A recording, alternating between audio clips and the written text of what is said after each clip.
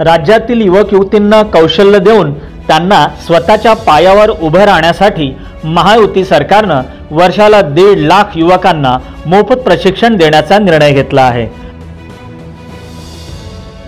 पंतप्रधान नरेंद्र मोदी यांच्या उपस्थितीत याचा शुभारंभ 20 सप्टेंबर रोजी होत आहे।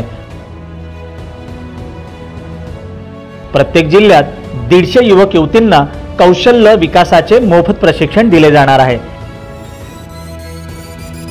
यासाठी राज्यात 1000 चाणक्य कौशल्य विकास केंद्र सुरू केले जात आहे।